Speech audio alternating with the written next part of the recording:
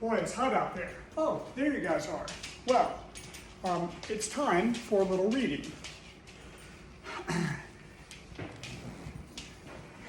And if I remember correctly, Gandalf said, "Keep it safe." "Indeed I will," said Thorin, and he fastened it upon a fine chain that hung about his neck and under his jacket. Now, things began to look more hopeful. This news alters them much for the better. So far, we have no clear idea what to do. We thought of going east, as quiet and careful as we could, as far as the Long Lake. After that, the trouble would begin. "A long time before that, if I know anything about the roads east," interrupted Gandalf. "We might go from there up along the running river," went on Thorin, taking no notice, "and so to the ruins of Dale, the old town in the valley there under the shadow of the mountain. But none of us like the idea of the front gate. The river runs right out of it through the great cliff at the south of the mountain, and out of it comes the dragon too, far too often, unless he has changed his habits."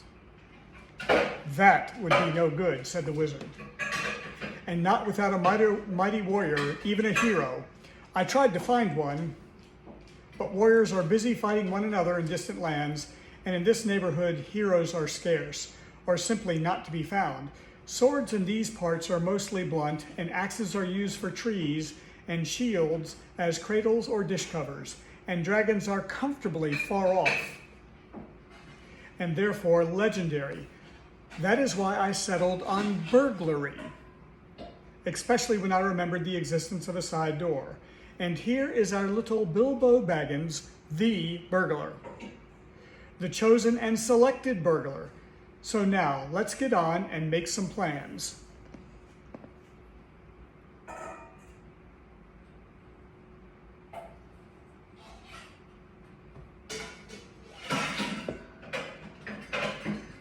"Very well then," said Thorin.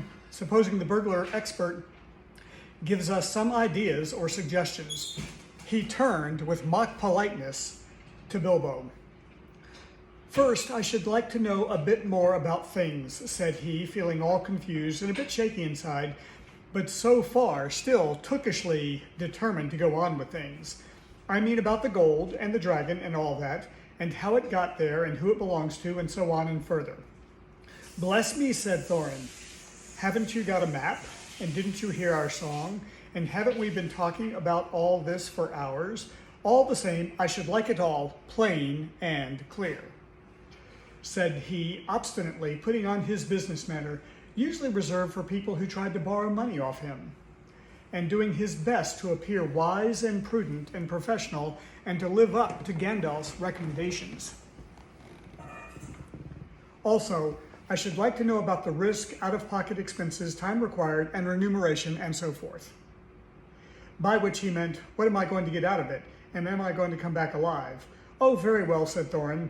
"Long ago, in my grandfather Thror's time, our family was driven out of the far north and came back with all their wealth and their tools to this mountain on this map. It had been discovered by my far ancestor, Thrain the Old.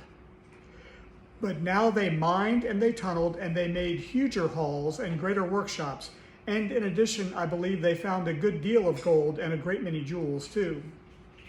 Anyway, they grew immensely rich and famous, and my grandfather was king under the mountain again, and treated with great reverence by the mortal men who lived in the south, and were gradually spreading up the running river as far as the valley overshadowed by the mountain. They built the merry town of Dale there in those days. Kings used to send for our smiths and reward even the least skillful most richly. Fathers would beg us to take their sons as apprentices and pay us handsomely, especially in food supplies, which we never bothered to grow or to find for ourselves. Altogether, those were good days for us.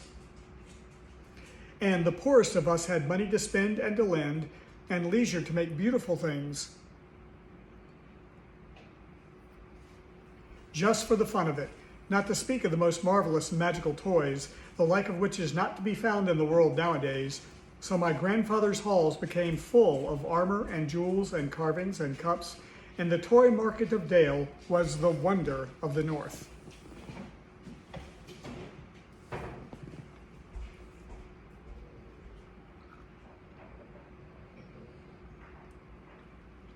Undoubtedly, that is what brought the dragon. Dragons steal gold and jewels, from men and elves and dwarves, wherever they can find them, and they guard their plunder as long as they live, which is practically forever unless they are killed, and never enjoy a brass ring of it. Indeed, they hardly know a good bit of work from a bad, but they usually have a good notion of the current market value, and they can't make a thing for themselves, not even mend a loose scale of their armor.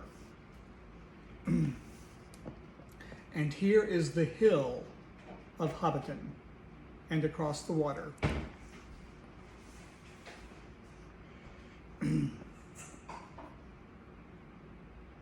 There were lots of dragons in the north in those days, and gold was probably getting scarce up there, and the dwarves flying south and getting killed, all the general waste and destruction that dragons makes going from bad to worse. And there was a most especially greedy, strong, and wicked worm called Schmog. One day he flew up in the air and came south. The first we heard of it was a noise like a hurricane coming from the north, and the pine trees on the mountain creaking and cracking in the wind. Some of the dwarves who happened to be outside, I was one luckily, a fine adventurous lad in those days, always wandering about, and it saved my life that day. Well, from a good way off we saw the dragon settle on our mountain in a spout of flame. Then he came down the slopes, and when he reached the woods, they all went up in fire. By that time, all the bells were ringing in Dale, and the warriors were arming. The dwarves rushed out of their great gate, but the dragon was waiting for them. None escaped that way. The river rushed up in steam, and a fog fell on Dale, and in the fog the dragon came on them and destroyed most of the warriors. The usual unhappy story, it was only too common in those days. Then he went back and crept in through the front gate and routed all the halls and lanes and tunnels and alleys, cellars, mansions, and passages. After that, there were no dwarves left alive inside, and he took all their wealth for himself. Probably, for that is the dragon's way, he piled it all up in a great heap far inside and sleeps on it for a bed.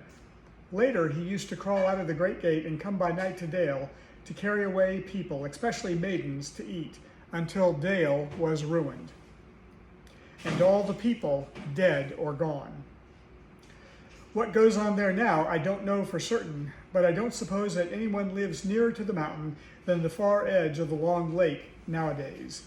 The few of us that were well outside sat and wept in hiding and cursed Schmog, and we were unexpectedly joined by my father and my grandfather with singed beards. They looked very grim, but they said very little. When I asked how they got away, they told me to hold my tongue and said that one day in the proper time I should know. After that we went away, and we have had to earn our livings as best we could, up and down the lands, often sinking as low as blacksmith work, or even coal mining. But we have never forgotten our stolen treasure, and even now, when I will allow we have a good bit laid by and are not so badly off. Here Thorin stroked the gold chain round his neck. We still mean to get it back and to bring our curses home to Schmog, if we can. I have often wondered about my father's and my grandfather's escape. I see now they must have had a private side door, which only they knew about.